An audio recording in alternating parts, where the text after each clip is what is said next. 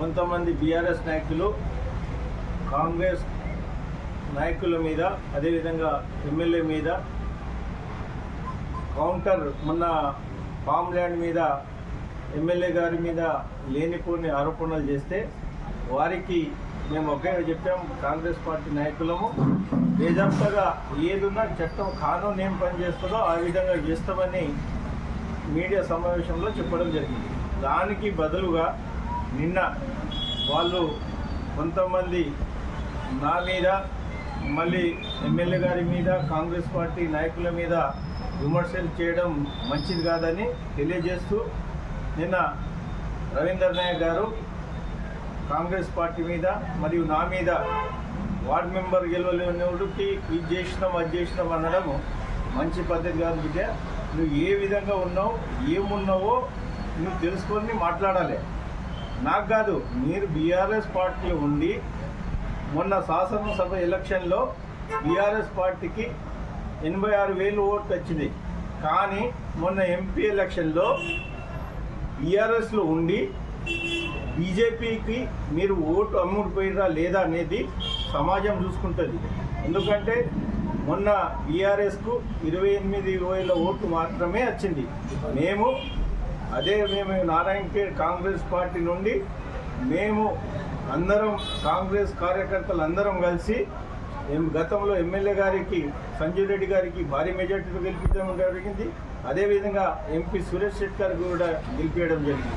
కానీ మీరు బీఆర్ఎస్లో ఉండుకుంటూ బీజేపీతోని కుమ్మక్కై పార్టీని ద్రోహం చేసిన వ్యక్తులు మీరు.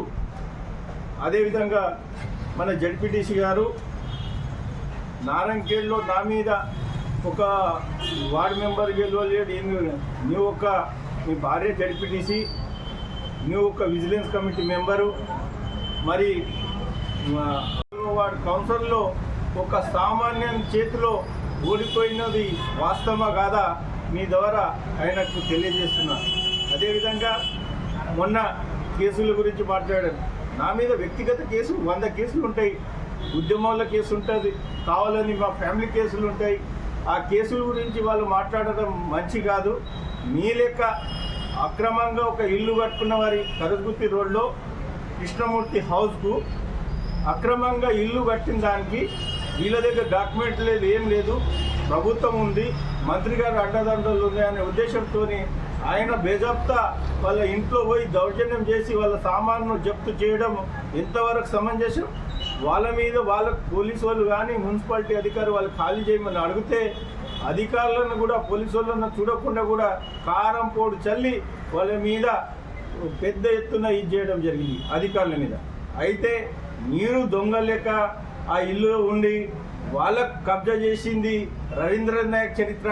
అదేవిధంగా మా ర్యాక్టల్ శివార్లో ఒక మా చెల్లగీత తండ దగ్గర అక్కడ పోయి ఒక ఆంధ్ర ల్యాండ్ ఉంటే వారికి దౌర్జన్యంగా వాళ్ళకు అక్కడ కబ్జా చేయడానికి పోతే కూడా అక్కడ తండవాసులు వాళ్ళు కబ్జాలో ఉన్న వాళ్ళు రవీందర్ నాయక్ మీద పెద్ద ఎత్తున కుట్టడం జరిగింది, కేసులు కూడా కావడం జరిగింది. అటువంటి చరిత్ర నీది ఉంది. కానీ నా మీద లేనిపోని ఆరోపణ చేస్తే మాత్రం బాగుంటుందని మీడియా ద్వారా చెప్తున్నా. అదేవిధంగా మన రవీందర్ నాయక్ ఒకటే, నువ్వు ఎక్కడైనా నువ్వు ఇప్పుడే ఒక బీఆర్ఎస్ కార్యకర్త కదా, విజిలెన్స్ కమిటీ మాజీ మెంబరు, మీ భార్య జడ్పీటీసీ కదా, నువ్వు తాలూకాలో ఎక్కడైనా బీఆర్ఎస్ పార్టీ బీఫామ్ మీద సర్పంచ్ కావచ్చు, ఎంపీటీసీ కావచ్చు, జడ్పీటీసీ కావచ్చు, నువ్వు నిలబడు. నీ మీద మా కాంగ్రెస్ పార్టీ కార్యకర్త సామాన్య కార్యకర్తల చేతితో ఓటమి పాలు చేసే వరకు మీకు బరాబర్ మీ బేజప్తా మీకు బుద్ధి చెప్తామని ఈ మీడియా ద్వారా చెప్తున్నా. అదేవిధంగా ముజామిల్ మాట్లాడతాడు, అరే భయ్ నేను పార్టీ మారినా అది మారినా అది. అరే నువ్వు గతంలో ఏ పార్టీలో ఉన్నావు? బీఆర్ఎస్ మన బై ఎలక్షన్లో స్వర్గీయ కృష్ణారెడ్డి చనిపోవడం వలన నువ్వు కాంగ్రెస్ ఎంపీటీసీ నజీబ్ మాజీ ఉప సర్పంచ్ నారాయణఖేడ్ వీళ్ళంతా కాంగ్రెస్ వాళ్ళు, వీళ్ళు టీఆర్ఎస్ పార్టీ బై ఎలక్షన్ రావడం వల్ల వీళ్ళు 5 లక్షల నుండి 5 నుంచి 10 లక్షల నుండి అమ్ముడిపోయిన వ్యక్తులు. మీరు పార్టీ గురించి కానీ నా మీద మాట్లాడే హరిత నైతిక ఉందా మీకు? జాగ్రత్త. ఏదైనా మాట్లాడితే మీరు కరెక్ట్ ఉండాలి. మీరు సత్యపరుస్తుల్లో ఏదో మాట్లాడుతున్నావు, ఏదో చెప్తున్నావు. నువ్వు గతంలో కూడా కాంగ్రెస్ పార్టీలో ద్రోహం చేసి బీఆర్ఎస్లో పోయిన వాస్తవమా కాదా? అదొక నీకొక న్యాయం, నాకొక న్యాయమా? అదేవిధంగా నేను సొంత జాగాలో ఇల్లు కట్టుకుంటే డాక్టర్ విజయ్ కుమార్ శెట్కర్ దగ్గర ప్లాట్లు తీసుకున్న, బేతలు రిస్ట్రిక్షన్ ఉంది, ఇల్లు కట్టుకున్న, మున్సిపాలిటీ పర్మిషన్ ఉంది, ₹1,00,000 పర్మిషన్ కట్టి ఇల్లు కట్టుకున్న వాస్తవంగా. కానీ నీ దగ్గర నేను ముజమిల్ గారికి చెప్తున్నా, నీ దగ్గర ఒకవేళ నువ్వు ఏదో అన్నావు కదా, డాక్యుమెంట్ ఉంటే, రిజిస్ట్రేషన్ డాక్యుమెంట్ ఉంటే, వాస్తవంగా ఉంటే నువ్వు రుజువు చేయి. దానికి నేను బేజాబ్తాగా నేను చేస్తా.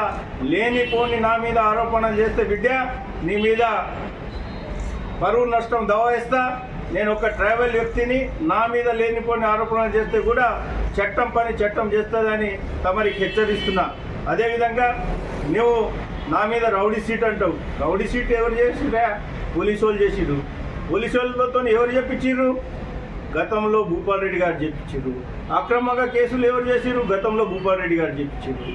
కేసులు చేపించి వారం రోజుల్లోనే రౌడీ చేసేది ఎమ్మెల్యే సహకారంతో. అప్పటి యాదగిరి రాజు, భూపాల్ రెడ్డి ఇద్దరు కుమ్మక్కై ఒక గిరిజన నాయకుడు పైకి రాకుండా ఉండాలనే ఉద్దేశంతో నా మీద గతంలో రౌడీ సీట్ చేపించింది భూపాల్ రెడ్డి గారు. అయితే నేను స్వయంగా అప్పటి ఎస్పీ గారికి నేనే పోయి రిక్వెస్ట్ పెట్టుకొని వారికి నేను 10 సార్లు తిరిగితే నా మీద 2 నెలల్లో రౌడీ సీట్ను కూడా తొలగించడం జరిగింది. అది తెలుసుకొని మాట్లాడాలి.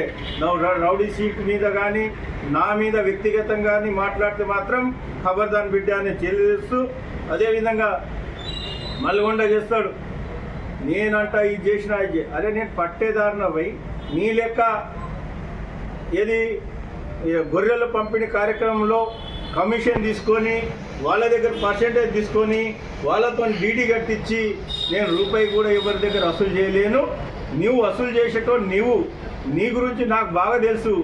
నా వ్యక్తిగత విషయాల్లో వస్తే మాత్రం నీ మీద కూడా పరువు నష్టం దావా కేసు వేస్తా అని మీడియా ద్వారా ఆయనకు హెచ్చరిస్తున్నా. అదేవిధంగా మీరు ఏదైనా మాట్లాడండి, వాస్తవంగా మాట్లాడండి. ప్రభుత్వం ఏది ఉందో చేస్తుంది.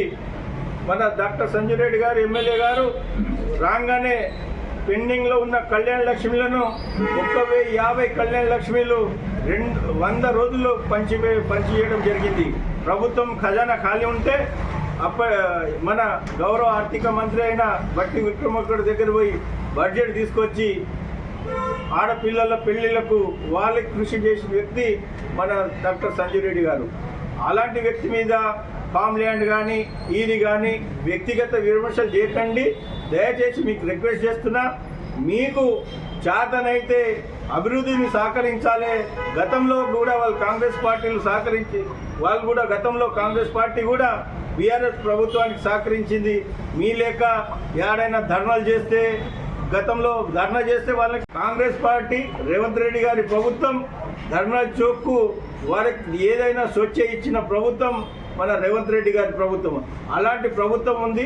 ఎవరి బాధ కూడా చెప్పుకునే హక్కు కల్పించింది కాంగ్రెస్ పార్టీ. అదేవిధంగా నారాయణఖేడ్ నియోజకవర్గంలో ప్రతి ఒక్కరికి స్వచ్ఛ ఇస్తున్న వ్యక్తి మన స్థానిక శాసనసభ్యులు డాక్టర్ సంజయ్ రెడ్డి గారు.